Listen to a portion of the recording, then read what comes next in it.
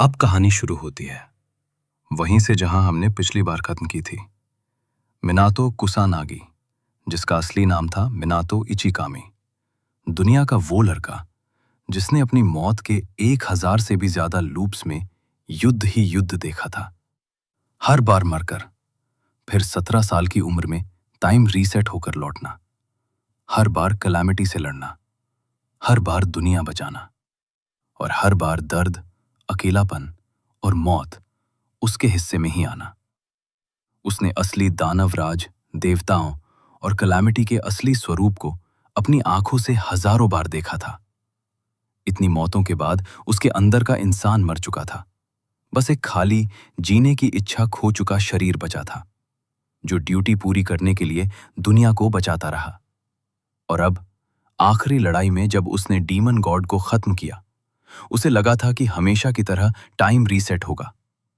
वो फिर 17 साल का बनेगा, उसे फिर से लड़ना पड़ेगा, फिर से वही जिंदगी, वही मौतें, वही अंतहीन चक्र। लेकिन इस बार कुछ नहीं हुआ। इसके बदले वो आंखें खोलता है एक कार के एक्सीडेंट के बाद और खुद को अस्पताल में पाता है। उसके पूरे शरीर पर चोटें हैं, हड्डियां टूटी हुई, खून से लथपथ। लेकिन उसकी रीजेनरेशन, जो 1000 से अधिक बार मरने से डिवाइन लेवल बन चुकी थी, कुछ ही घंटों में उसके शरीर को पूरी तरह ठीक कर देती है।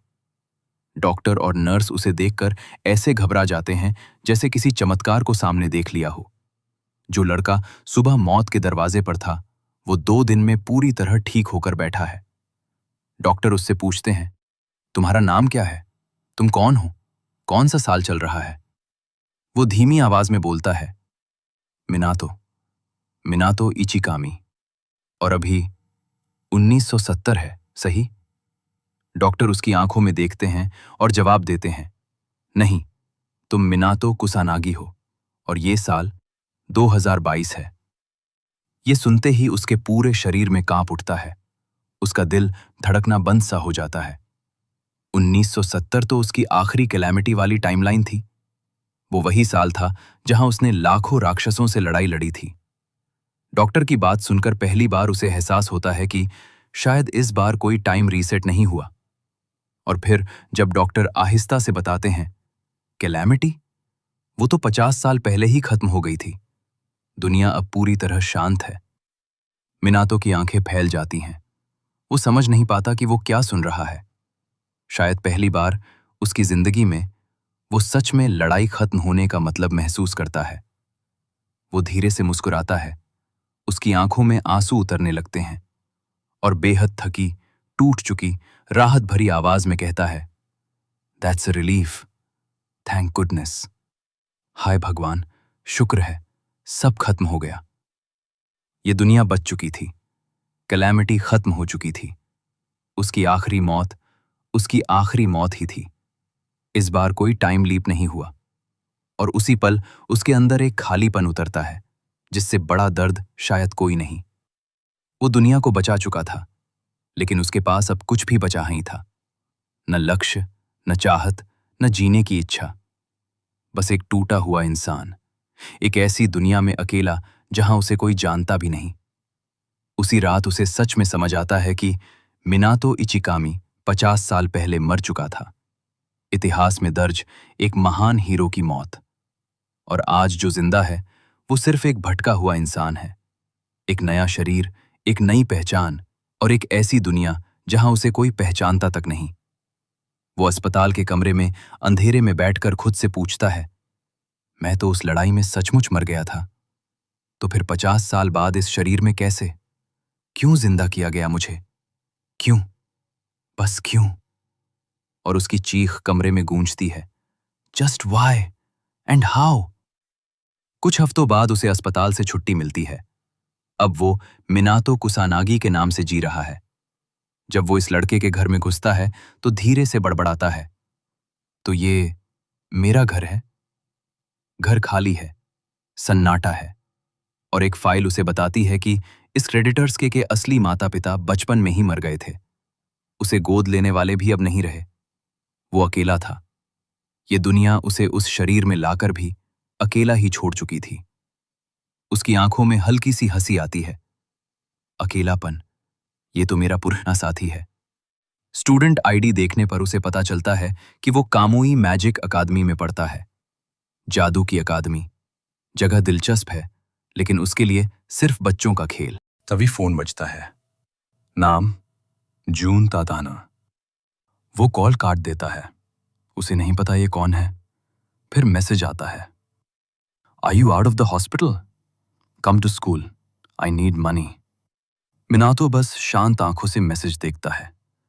ये वही नाम था जो पुरानी टाइमलाइन में उसका सबसे करीबी दोस्त हुआ करता था। लेकिन इस दुनिया में ये दोनों कभी मिले ही नहीं।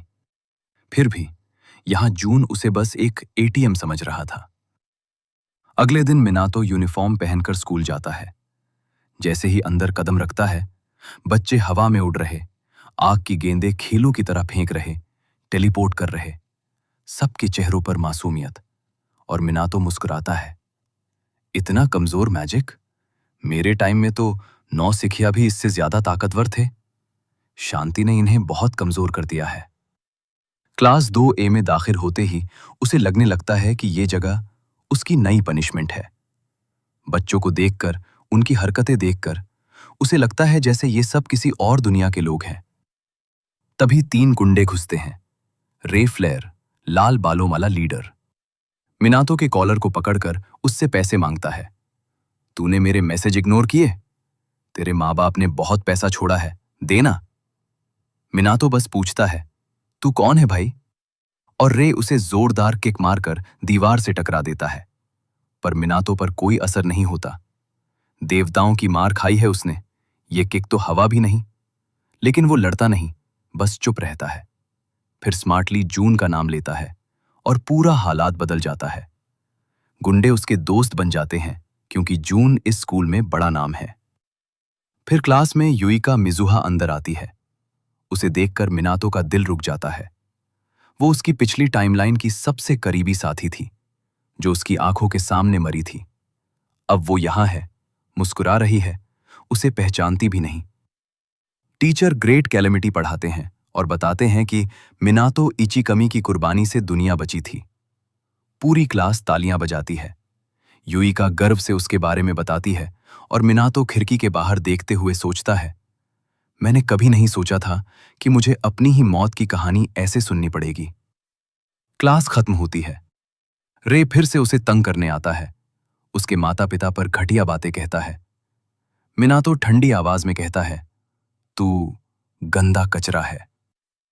रे गुस्से में आग का विशाल स्पेल छोड़ देता है। पूरी क्लास आग से भर जाती है। सब चिल्लाते हैं। युइका चिल्लाती है, रुक जाओ। और मिनातो बस खड़ा रहता है, जैसे आग उसे छूने की हिम्मत ही ना करे।